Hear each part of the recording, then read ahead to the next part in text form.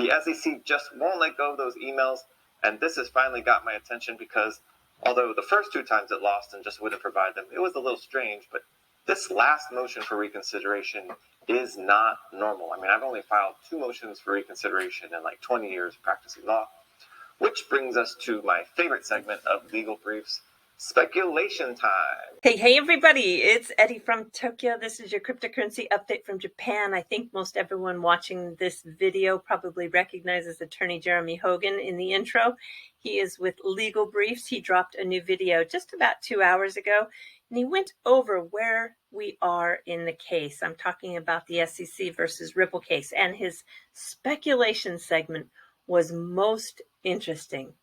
Now, if we talk about speculation, many in this space have been speculating exactly how much does XRP settle within the RippleNet ODL, on-demand liquidity solution, right? Well, I don't think we have to speculate so much anymore.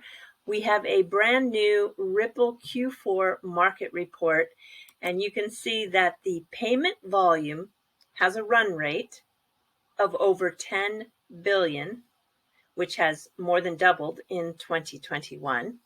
And then I'm going to take you to an article that was written in October by Craig DeWitt, where he told us that ODL, on-demand liquidity, the transactions in Q3 accounted for 25% of total volume across the network. So 25%, roughly, of a little more than 10 billion. Yeah, I don't think we need to speculate. But what is really, really promising and interesting and exciting is when you look at the size of the pie. We're talking about a piece of the global cross-border payments and remittance pie that is around 37 trillion and expected to be 39 trillion by 2026.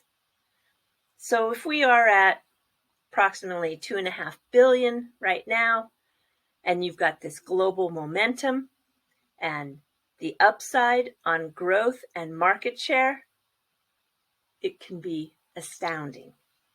And I tell you, some people in this space are just not paying attention. I want to have you listen to Zach at CoinDesk, and I will explain. Yeah, I think the valuation is the biggest question for me. What's driving that? What's driving that valuation, right? Like Ripple as a company has been pretty heads down, largely due to litigation, and we haven't heard much from them in terms of who they're signing on board as new partners within the banking sector, if that's still even a focus of theirs. Well, of course it is their focus, and it just is beyond me as to why these media companies are not covering Ripple. I mean, RippleNet had their best year ever in 2021, and there were many new bank announcements. And I'm talking about since the SEC filed the lawsuit. There was the Federal Bank, the National Bank of Egypt, Iwata Bank, Ogaki Bank, the SBI Liaour Bank, TP Bank, Qatar National Bank, Bank Al Falah, the next bank I can't say, from Morocco. That's just too difficult for me to pronounce. But then the Saudi British Bank, and I'm not even talking about the payment companies. So I think that statement just goes to show you're not covering it because you're not paying attention. And it goes to show that the valuation is totally in line and makes sense to those who are following the announcements. I've heard lots of conversation surrounding the $200 million buyback of the Series C funding that Ripple just did. I have heard everything from boosting value to get ready for an IPO to reducing the coffers in order to negotiate a decent SEC settlement. But while we're at it, let's just listen to another CoinDesk contributor who said that it's not surprising that it occurred because Ripple can print XRP anytime they want to pay for it.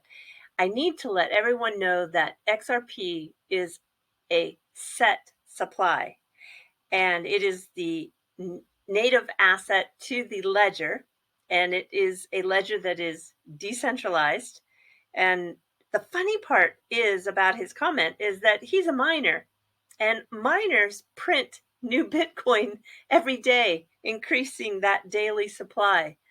So I don't know, go figure. And then even from there, just looking at this valuation, $15 billion, being able to purchase back all that $200 million worth of shares that were outstanding. I mean, that's not crazy to me that they're able to do that because they do control the XRP token and they're able to print it when they want. So to set the record straight, and I know this is going to be an ongoing to set the record straight because there's just so much misinformation out there, but you cannot print more XRP. And just for another little factoid here, go to the market report. Ripple has been buying XRP on the secondary market and expects to continue to undertake purchases in the future at market prices as ODL, on-demand liquidity, continues to gain global momentum.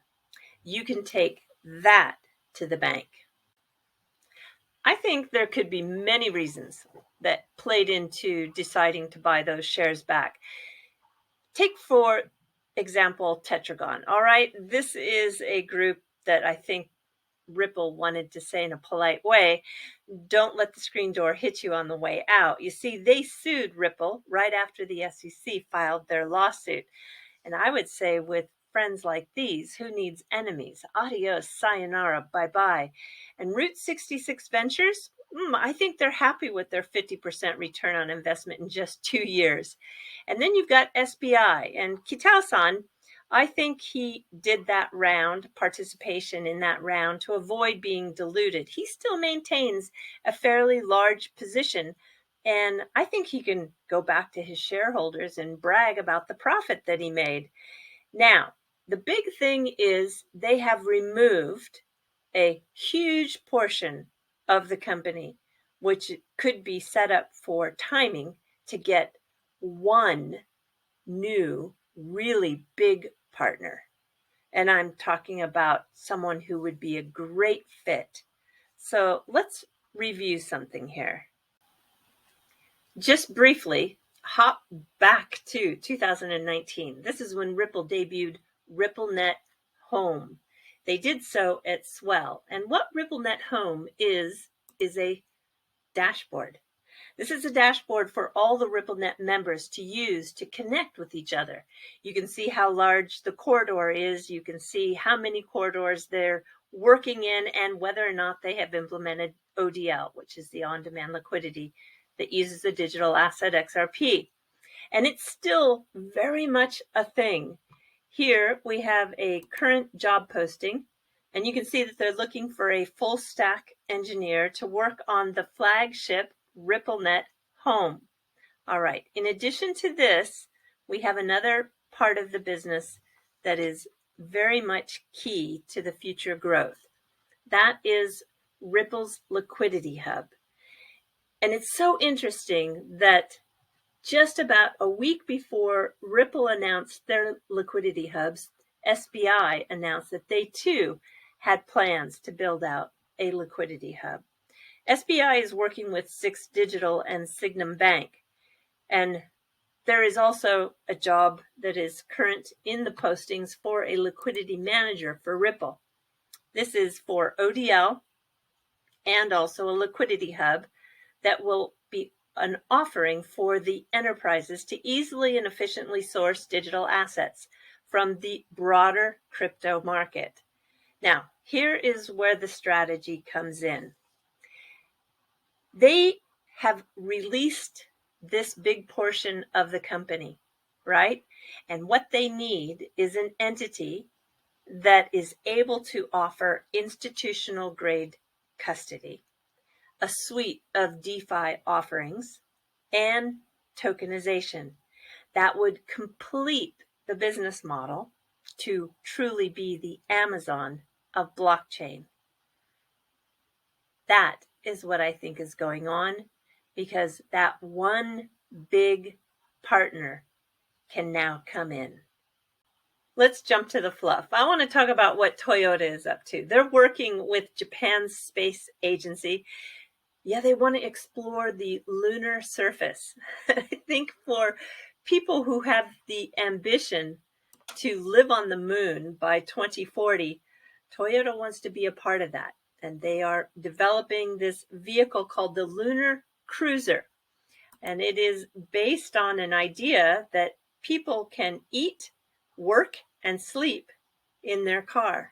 If you take a look at the scale, you can see that it's supposed to be quite large, and it will be equipped to be able to survive in the moon conditions.